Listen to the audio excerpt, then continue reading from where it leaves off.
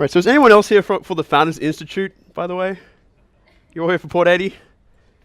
All right, because there was one person just up here earlier saying, like, this is not the Founders Institute, is it? So cool, well, thanks for coming, welcome. My name's Tim, I'm doing a talk about coming full circle. Like we've hit this point in web development, we've gone to this very, very dynamic nature, but we're hitting this sort of retro, sort of new kind of trend where we're pulling back and going, wait, maybe the old way was the better way. So this is something that my own company is doing that I thought would be a good idea to talk about. So I'm going to talk about tonight. Hopefully this will work. So, just like I said, it's not working. He had one job, clicker. He had one job. I left it on and everything. Oh, fine. My name's Tim Oliver. Twitter handle is Tim Oliver AU. I went to a hawk cafe last year and had a hawk massage my scalp. That was fun. It's like they're very cute and their talons are huge. Just a really quick background about where I'm coming from. Someone asked me earlier if this is my first Port80. It is not my first Port80. My microphone is caught on my button. I've been coming to Port80 since 2009. The original reason I came was one of my contracts was ending and I needed a job making websites, and this was the best place to look. So back then, 2009, it was at the Flying Scotsman up in Mount Lawley. Since then it's gradually gotten closer to the middle of Perth. So back then it was at the Scotsman. This is the first photo I have of a Port80. This was like 2011 at Universal Bar in Northbridge, and then there's a photo on the Facebook of it at Space Cube back in 2012, back when there was no walls and no kitchen. So yeah, it's really good to. Like I just thought I'd like to highlight, like I'm really happy to see like Port80 this huge. Like it's had a lot of ups and downs over the year, and there was a little point a while ago where it was like 3 of us here. So to see like a whole fully packed out room is really, really good. I'm really happy to see that Port80 is doing better than it ever has at this point. So yeah, Port80.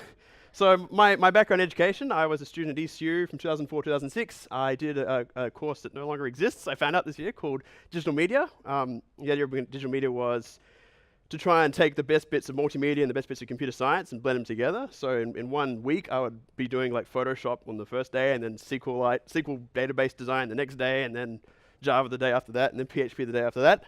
It was really good because it gave me a good grounding on XHTML as well, which is, really future-proof. And yeah, it was really good because I got to learn every single aspect that goes into a good like web front-end and back-end, and experiment with a lot of things. Out of university, I went and worked at Tourism WA, which is like right around the corner, working on their flagship website, which is westernaustralia.com. It is a, not WordPress, SharePoint instance. So it was my first exposure to like a giant corporate CMS and how it works. And my role was a graphics officer. So my position was I was right smack bang in the middle between the designers and the developers, and it was my job to take the PSD files from the designers, turn that into a CSS shell and HTML shell, which I should highlight was ridiculously hard because it had to work in IE6 at the time. God, this is why I drink now. And then and then hand it off to the SharePoint developers who would then like turn that into a SharePoint template, which the content can then be injected into. When my contract expired for that, I couldn't get enough of ECU, so I went back to ECU and worked in one of the internal faculties that catered to the academics, provided information and services support to the academics more so than the students, called CLD. So that was mainly like a hodgepodge of different CMS websites. So we made like a pile of WordPress websites for conferences. I ran our own main website with a CMS called ModX. Has anyone used ModX before? I think it's a couple. Yep, cool. There's a few. Yeah, I liked ModX. It was good.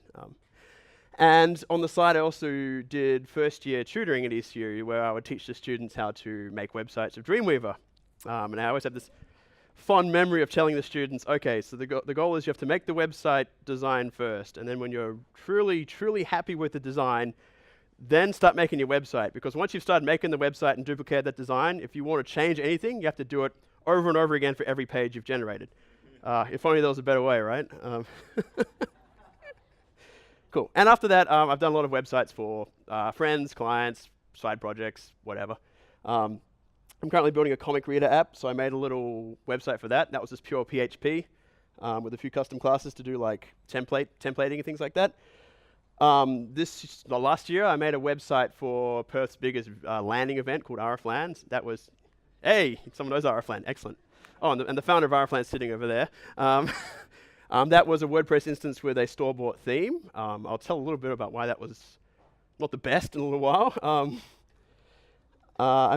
This was my first foray into static sites. This is a product website for a tool that would let you stream games on a service called Twitch, called Mishira. I'll talk a little bit more about static sites in a minute. And my main one I spend most of my time on is my own blog, which is, I've been a WordPress instance since 2008. And I've learned a lot about just like website development in general, just by poking WordPress and seeing what explodes. I should highlight, I feel like I'd be remiss to not mention this being an AWEA event. My blog actually won an award 2 years ago at the AWEA Web Awards. Thank you. I will also like suffix it by saying I won because I was the only guy who entered. So I am award winning by default. So I would like to say if the Web Awards are happening again this year, you should totally enter because it's really easy to win. So, but yeah, so it's happening again. Yes. So yes, you should all enter. Give the other states what for. WA is the best. So now I've actually switched gears a bit, and I'm working for. I'm not doing web development as my full-time thing now. I'm actually doing software development for a company called Realm. And there's at least one person here who knows what Realm is. Yeah! Humans apparently using it, which is great for both the iOS and Android apps. So basically what Realm is it's a mobile database for smartphone apps. So if you're making an app for iOS or Android, and you need to save stuff to the disk, which is a very, very rare use case for most apps, I guess. Not really. Realm just tries to make that process as painless as possible. And this is what our website looks like. We announced last week that we now just hit 1 billion users. So there's 1 billion phones out there with our code running on it now, which is humbling and downright terrifying at the same time. And I'd just like to highlight that we care deeply about web development still, because we actually like to not just be a product company, we also like to give back to the community. So we run a lot of events in San Francisco, and we go out and volunteer to go record a lot of conferences, and we actually make the content available online, and we do a very thorough job of it, because we create transcripts and sample code, and we actually go further and actually translate a lot to different languages as well. We have employees in Japan and China and Korea who translate most of our content to those languages as well, which actually is better value, because there's a lot of times when that information is not necessarily available in that language because everything's done in English. But obviously that means we care very deeply about having a website that doesn't suck. And the talk is basically how we actually go about doing this with static site generation. Okay, so I should just call this like dynamic websites or whatever, but since I've used it the most, I'm going to pick on WordPress the most. It seems to be the go-to solution for a lot of people who say I have a client who wants a website, we'll just fire up a WordPress instance and that'll be it. And that's not a bad thing. I mean, WordPress is really, really good. I've used WordPress for friggin' like 8 years now, and I still like using it for my blog. A lot of advantages is it's free to use. You don't have to pay any money to actually get the code, which is, you should never underestimate that sometimes. It's relatively easy to set up as long as you have a server already in place and know about PHP and MySQL and have that all ready to go. It's literally just upload the files and run a script and you're done. And then you have to add a theme and add plugins, but that's also still pretty trivial. The greatest thing about it is they keep refining the content editor, so it's really easy just to write content, format it, preview it, publish it. That's really nice. It just keeps getting better with every release. And it's really extensible. Like a couple months ago, Apple opened up Apple News to anyone who wanted to put their content on Apple News. You still have to get it approved because it's Apple. But straight away, there was a plugin on WordPress that just converted your entire blog into the Apple News format, and you could just put it on Apple News straight away. So it was just amazing at how responsive the community is and how quickly new functionality just comes out. And obviously, again, because it's so well used and everyone loves it, and it's so entrenched, it has a really good community. If there's been a question about it, someone's probably asked it before, so it's really easy to find solutions. So it's just a really easy thing to work with. But that being said, there's a lot of disadvantages as well. the main thing is, obviously you need a relatively higher spec server than one that can just serve files. So you need one that has PHP, you need one that has MySQL. That's not so much of a problem these days. A lot of the time you can get like a Amazon instance that does MySQL for like peanuts. But back in the old days, it was a serious commitment to saying like, okay, if the client wants WordPress installed, they need PHP, they need MySQL. They have to make sure that the MySQL constraints of the account are actually workable. They're not like 2 megabytes or whatever. So it's more effort than if you just went with some other solution to actually come up with a series of requirements for this type of website. This is my bane in my existence.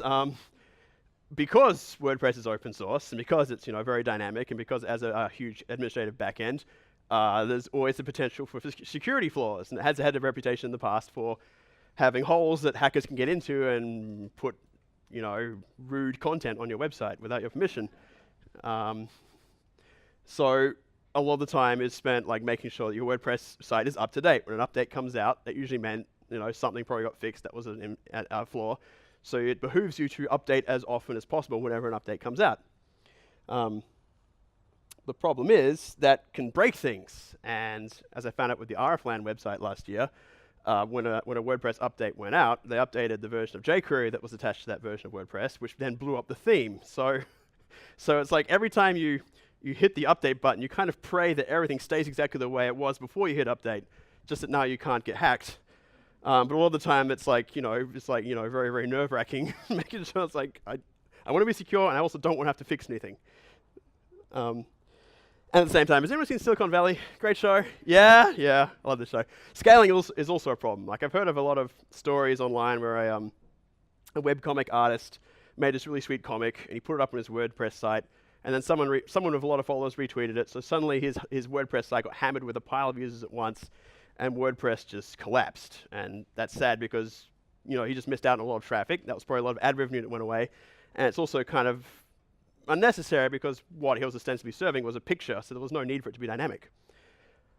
Now there are ways to get around this with WordPress because there's plugins that do caching and try and like pre-generate the websites and make them HTML, but there's still obviously a bit of overhead of doing that, and it's not truly like it still has to go through WordPress in order for WordPress to serve that content. So it is a way to mitigate it, but it's not a perfect solution, obviously. And does everyone else think that all hackers wear ski masks? It's like this seems to be the public opinion of what a hacker looks like. Another problem is backups. Like it's very tricky to perform like a really quick backup of an instance when you've got like a PHP front end and then all the dynamic content is in the MySQL database. And the best and saddest and kind of I still think about it a lot today instance was I had a client who I built a WordPress website for. I handed it over to them. I handed them over the empty site, so they actually filled out all the content. So that went to the MySQL server. So I'm gonna say this is not my fault. So my handover was done, and then I get a call later on saying like, "Do you have a backup of the website?" I'm like, "I have the code I wrote." Why? It's like, "Well, someone stole the server." And I'm like, "What do you mean stole the server? Like they hacked the thing and took the website?" No. Someone broke into the data center and picked up the computer the website was on and walked out with it. And I'm just like, what? So I was like, "No, I don't have a backup. I'm sorry." It's like, I never thought someone would steal the server though. It's like, so apparently servers getting stolen is a risk you need to account for. I didn't think it would be, but it is. That's why data centers have security, and I'm very appreciative that a lot of them do now, because that can happen. But obviously, like I've now come to the mindset that like even if you do a handover, it's always best to keep a backup just in case, because you'll look like the second coming of Jesus if you can restore that kind of thing. Anyway, so with all that, you had a whole pile of advantages, a whole pile of disadvantages. It all boils down to a question like, is it worth it? And a lot of times, if you're doing a lot of like, dynamic work and you're updating the website a lot, and it kind of you're actually enjoying the features that WordPress has more than having to do updates constantly, the answer is obviously yes. But at the same time, a lot of the time, if you're doing ostensibly a very static website, and there's not very many updates, and it doesn't really seem to make sense that you're doing more updates to the WordPress install than the actual updates to your website, then obviously the answer is no. So if the answer is no, what alternatives are there? So it turns out this new thing is static site generation. And someone just showed me earlier today, and I just quickly put it into the website. It is a huge thing. There's about 400 different software packages you can use to perform this kind of operation. So it's definitely been around for a while, and there's lots to choose from. But basically, the crux of the matter is, what is it? It's basically, when I said that earlier about how I taught some students how to use Dreamweaver and how you had to like be careful about not to modify your design after you've duplicated the pages, it kind of just does that, but more efficiently. So the idea of a static website generator is it's a simple offline utility. There's no, as far as I'm aware, the one I use anyway, doesn't do any online communication. It just runs locally on your device. Your site exists as a sort of like a template, kind of like a decompiled version of the final product. Most of the time, it's usually just a folder full of subfolders, each one containing a different type of content. So your information will be marked down most often. There'll be a bunch of HTML files that serve as templates, and there'll be a bunch of YAML files which serves as like a bunch of configurations. And the idea is you take this collection of folders and you run them through the utility, and it spits out ostensibly just a static, completely comprehensive static version of your website. So it's a bunch of HTML, CSS, JavaScript, everything is just put in this one little folder, and you can just take that folder and upload it to wherever you want. Whatever can serve files, you just upload you upload that folder to that area, and you're done. The website's done. And if you need to make an update or change anything, you just make the change, rerun the utility, it'll generate a new fresh copy of the website, and just upload that over the old copy. I don't even know why I put this in here now. So let's just do that again with pictures instead of words. Collection of folders, run it through a terminal little utility, and out comes like a collection of HTML. Yeah, there you go. Nah, see? Picture tells 1,000 words, literally. Okay. So the main one I've worked with, there's many out there, but the main one I've worked with, which is what I'm going to like talk about this one today, and it's by far the most popular, it's one called Jekyll. There's a few people who know what Jekyll is here already, right? There's people who actually use Jekyll already? Yep, couple, yep, cool. It's good, right? It's great. Jekyll is the biggest one, I think, at the moment, in terms of GitHub stars, at least. It's basically just a Ruby gem. It's just a gem little Ruby package that you install on your computer and you just run to generate websites. All right, so I'm going to try and do a demo, facing away from the audience, just to show you how easy it is to get set up with Jekyll. So I will go back to the website so I can see the commands. So what we have to do is open up terminal. If you're on Windows, I don't know why you'd be on Windows if you're a web developer, but shots fired. Jekyll even has instructions on how to actually get it working on Windows. So you just have to install a little Ruby tool, and that will work fine. All you have to do is, on a Mac, you just have to type gem install Jekyll, and that'll install it straight into your Mac. Easy enough. I'm not going to do that because I already have it installed. And then what we have to do is, let's see, I'll go to my, how do I Linux? I go to my desktop. But how do I increase font size? Oh, that works. Cool. Can you read that? Watch me misspell desktop. Okay. And you have to do, what's the command? Jekyll new. Yep, so just to create a new website, you just say Jekyll new, we'll call it Port80. So that's done. So if I go into my desktop, there we go, Port80, right there. There's a complete, can you see that? It's probably a bit small. Hang on, let me try and, there you go. So it just created this straight out of the box. It's just a folder of these little text files in it. And if you actually want to run it, all you have to do is navigate into the folder and then type, what does it just serve? Yep, Jekyll serve. So this will compile the code into a usable website and then actually create a local web service. You can test it straight away in your browser. So all I have to do now is just go to this website. And there we go. That's the website we just generated. Completely static. So if we want to change the name of the website from your awesome title to Port80, what we have to do is go into the config file using a tool called Atom. Does anyone else use Atom? Yep, cool. I think Sublime kicked the bucket a while ago. Oh, shots fired. So change your awesome title to Port80 is awesome website. and close, and stop the server and rerun the server, just to be on the safe side. Done. Port80 is an awesome website. So that's it. So that's basically a functional website we created in like 4 seconds. So that's how awesome Jekyll is and how quick you can create these sorts of things. So just to go back to the folder, what I did was when I ran it, it actually just created this extra folder called _site. And this is the whole website, set up completely so you can just drop that into the root of your web server via FTP or some other more secure way of uploading files. And yeah, I've been told FTP is the devil these days. And then that's it, and the website's ready to go.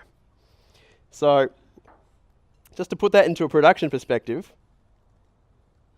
go back to this, hit play again. Okay, so I'll talk about production a little bit. So what are the benefits? Obviously it's fast, you gotta go fast. Hopefully everyone's seen this meme before, or else this is really embarrassing. You're just serving up flat HTML, you can't get faster than that. Obviously it will run on anything. You could probably upload it to your public Dropbox folder and serve your website out of that, although Dropbox would get angry at you. But it will just, you can serve it out of anything that can serve files. So you can do Amazon. GitHub is actually really nice, and because GitHub ostensibly just hosts this stuff anyway, they provide this service called GitHub Pages. So you can even just run a Jekyll instance straight off GitHub Pages, and they actually have Jekyll installed, so it's actually on the server and ready to run as well. So it's really easy to run a website through GitHub this way. But yeah, obviously you don't have to worry about requirements. If it can serve files, it's good for your needs. Much more secure, obviously. You can't hack HTML unless you're really creative somehow. Unlike a dynamic website where there's tons of login credentials and the ability to session hijacking or whatever, this just means it's completely stress-free. There's no way they can really hack it unless you're doing something crazy with JavaScript. Just going back to Amazon, obviously you can just put it in an S3 bucket, and no matter how many people try to access your website at once, you'll be fine. It might cost you a bit, but you'll be fine. But it just means that it's really easy to deal with scaling. Much easier to back up, because the thing that is now on your server is not the actual thing you used to build it. It is actually just like a static snapshot. It's something that's so transitive you can just recreate it whenever you want. So obviously just keeping the original copy secure on your local device, or even checked into source control, is much easier to worry about, like keep making sure your content's backed up. Okay, so how does Realm, spelled Realm right, I keep doing that wrong. So Realm actually is completely Jekyll based, which is really cool. And how we go about doing it is we have our source template checked into a GitHub repo, which is just realm.io. And basically how it works is we have everything, the live site is controlled by the master branch. And then whenever we want to make an improvement to the website, we download the freshest copy, we create a branch locally, we create the changes, we do that local server thing to make sure our changes look nice and work. And then when we're done, we just upload it into that branch and then file a pull request of GitHub. So pull request means, if anyone doesn't use GitHub, pull requests mean you just basically say, I want to add this to the master branch. Can someone, look at it and say it's not crap? And if it's not crap, then go ahead. So with Realm, what we do is we actually get like a marketing person to give it a pass. And if it's technical documentation, someone from someone else who's a developer will also look at it and make sure it works properly and is formatted right and the source code is correct. Most of my feedback is, this is America, you spelled color wrong. This is fine. It's even more ironic because a lot of my coworkers aren't from America and they agree, but anyway. Yep, and so you can make iterative iterations of that, and once it's ready to go, we push it to the master branch. And then what happens then, someone was asking about this on meetup.com actually, how we do it is we have a server in the office that hooks into the GitHub account, and when it detects a push has been made to the master branch, it will then pull that down. I think it's controlled by a rake file script. It will pull that down, perform the build, and then it'll take that website and just upload it straight to an S3 bucket. And the domain realm.io just points to that bucket. So it's very straightforward. This means that we get a lot of collaborative ability thanks to GitHub, and the website gets all the benefits of static site generation and its speed and security and performance as well. And when I joined the company, I was really impressed that this is how it was done. I was expecting some crazy, ungodly CMS, but this is really nice and really efficient. Really, yeah. So I really think this is a really good way to do websites these days. Whoops. Dang it. I clicked the button twice. And go away, iCloud. So anyway, I probably should say that even though Jekyll was great, we're actually ditching it. And we're actually so the company's actually hopefully going to go live sometime this week. We're actually going to completely scrap that website and create a brand new one in another one called Middleman. Has anyone tried Middleman before? Yep. What do you think? Jekyll or Middleman? What's better? Neither. Sweet. If you're, oh well, what was that?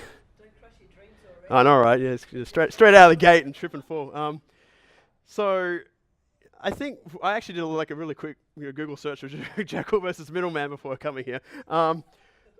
Apparently, a lot of people treat Jekyll as the WordPress of static site generations, and I guess that's a fair assumption because it's the most popular. But apparently, some people don't like the fact that Jekyll comes with a built-in. I didn't really highlight this, but it comes with a built-in news feature. So, out of the box, it actually behaves like a blog. Which is what WordPress does actually. But sometimes you don't want that. You just want a static website that is just pages and no news, no nothing. It's just static content. So Middleman does a thing where it actually makes that an optional module you have to bring in. So it's a lot more bare bones than Jekyll, and in some cases that's something you might want. One of the reasons why we chose it at Realm though is another huge advantage it has over Jekyll is that it's actually concurrent. So if you have a computer with more than one core, and when you want to do a build, it happens a lot faster. So this actually means that when you start having a really big website, especially if you have lots of news posts and like that, Middleman actually is faster to build just by sheer number of hardware constraints. Anyway, I haven't tried it myself, so I can't say for sure, but from the sound of it, this one might be a serious contender for like best static site generator in a little while, so we'll definitely keep an eye on it. But it's still Ruby and everything, so it's exactly the same as Jekyll in all those regards. Okay, so what are the disadvantages of static site generation? So obviously you can't do real-time content, so if you actually have anything that's dynamic, this is not for you.